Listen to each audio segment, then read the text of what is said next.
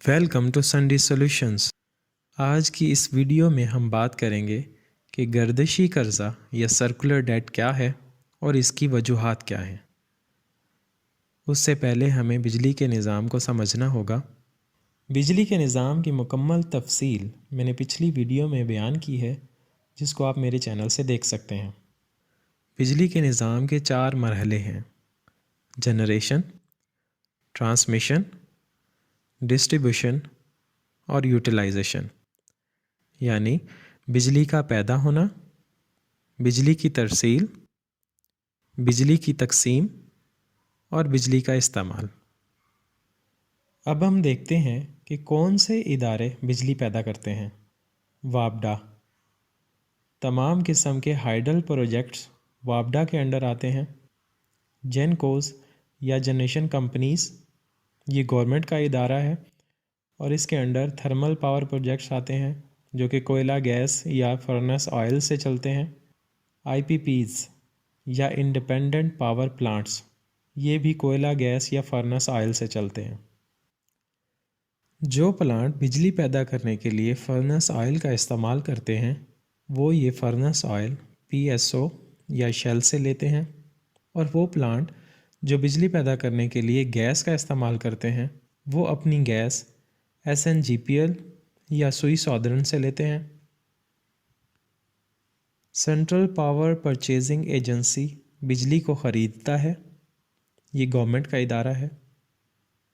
National transmission and dispatch company NTDC بجلی کی ترسیل کا کام کرتا ہے، یہ گورنمنٹ کا ادارہ ہے۔ اس کے انڈر 220 kV اور 500 kV کے ٹرانسمیشن لائنز اور گرڈ اسٹیشنز آتے ہیں۔ ڈسکوز یا ڈسٹریبیوشن کمپنیز بجلی کی تقسیم کا کام کرتی ہیں، ان کے انڈر 132 kV، 11 kV اور 400 وولٹس کے ٹرانسمیشن لائنز اور گرڈ اسٹیشنز آتے ہیں۔ کہ الیکٹرک کے علاوہ باقی تمام ڈسکوز گورنمنٹ کے انڈر آتی ہیں۔ اب ہم انرجی سیکٹر کے سٹرکچر کو سمجھ لیتے ہیں۔ PSO، شیل، SNGPL اور سوئی سودرن فیول مہیا کرنے والے ادارے ہیں، اور یہ تمام oil and gas regulatory authority یعنی کہ اوگرا کے انڈر آتے ہیں۔ وابڈا، جینکوز اور IPPs بجلی پیدا کرتے ہیں۔ سینٹرل پاور پرچیزنگ ایجنسی بجلی کو خریدتا ہے۔ National transmission and dispatch company بجلی کی ترسیل کرتا ہے۔ ڈسکوز یا ڈسٹریبیوشن کمپنیز بجلی کی تقسیم کا کام کرتی ہیں۔ یہ تمام ادارے national electric power regulatory authority یعنی کہ نیپرا کے انڈر آتے ہیں۔ اب ہم پاور فلو کو سمجھ لیتے ہیں۔ PSO، شیل، SNGPL یا سوئی سودرن بجلی پیدا کرنے کے لیے فیول مہیا کرتی ہیں۔ جینکوز اور IPPs بجلی پیدا کرتے ہیں۔ سینٹرل پاور پرچیزنگ ایجنسی بجلی کی پرچیز کرتی ہے۔ ڈسکوز یا ڈسٹریبیوشن کمپنیز بجلی کی تقسیم کرتی ہیں، اور یہ بجلی اینڈ یوزر تک پہنچ جاتی ہے، جو کہ ڈومیسٹک بھی ہو سکتا ہے اور کوئی انڈسٹری بھی ہو سکتی ہے۔ اب ہم کیش فلو دیکھ لیتے ہیں۔ اینڈ یوزر بجلی کا بل ڈسٹریبیوشن کمپنیز کو ادا کرتا ہے۔ اگر گورنمنٹ کوئی سبسڈیز دیتی ہے تو وہ پیسے بھی گورنمنٹ ڈسٹریبیوشن کمپنیز کو ادا کرتی ہے۔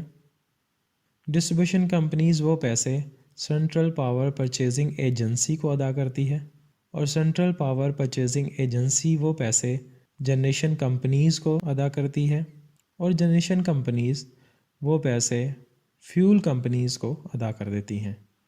اب ہم دیکھتے ہیں کہ گردشی قرضہ یا سرکولر ڈیٹ کیسے بن جاتا ہے۔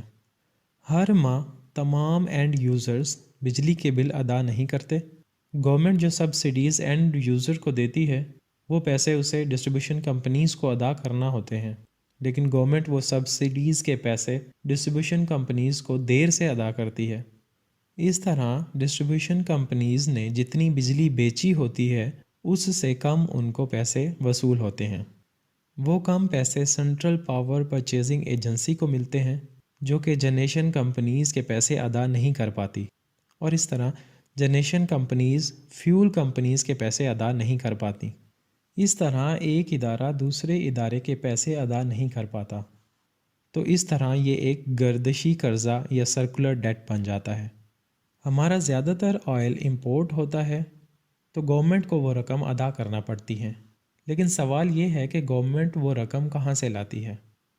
پاور ہولڈنگ لمیٹڈ (PHL) یہ ادارہ کمرشل بینکس سے لون لیتا ہے اور ضروری رقم سینٹرل پاور پرچیزنگ ایجنسی کو ادا کرتا ہے۔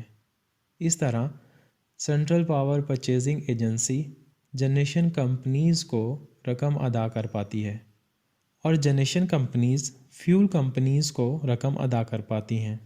PHL کمرشل بینک سے جو لون لیتی ہے اور ڈسٹریبیوشن کمپنیز کو جو کم پیسے وصول ہوتے ہیں، یہ سارے ملا کے سرکولر ڈیٹ یا گردشی قرضہ بن جاتے ہیں۔ گردشی قرضہ یا سرکولر ڈیٹ کی وجوہات کیا ہیں؟ ڈسکوز ان ایفیشنسی، بجلی چوری ہو جاتی ہے، اداروں میں کرپشن ہے، ڈسٹریبیوشن لائنز اوور لوڈ چلتی ہیں جس کی وجہ سے ہائی لاسز ہوتے ہیں۔ High transmission and distribution losses, transmission اور ڈسٹریبیوشن لاسز نیپرا کی مقرر کردہ ویلیو سے کہیں زیادہ ہیں۔ گورنمنٹ جو سبسڈی اینڈ یوزر کو دیتی ہے، وہ پیسے گورنمنٹ کو ڈسٹریبیوشن کمپنیز کو ادا کرنا ہوتے ہیں، جو کہ گورنمنٹ دیر سے ادا کرتی ہے۔ اسی طرح پبلک سیکٹر جیسا کہ اسکول یا ہاسپٹل کے بلز بھی گورنمنٹ دیر سے ادا کرتی ہے۔ ڈیلے ٹیرف ڈٹرمنیشن، نیپرا بنیادی ٹیرف اور فیول پرائس ایڈجسٹمنٹ دیر سے بتاتا ہے، جو کہ بعد میں وصول کیے جاتے ہیں۔ یہ وہ تمام وجوہات ہیں جس کی وجہ سے گردشی قرضہ یا سرکولر ڈیٹ بنتا ہے۔ امید ہے آپ کو ویڈیو پسند آئی ہوگی۔ Good bye till next video. Stay tuned Sundry solutions.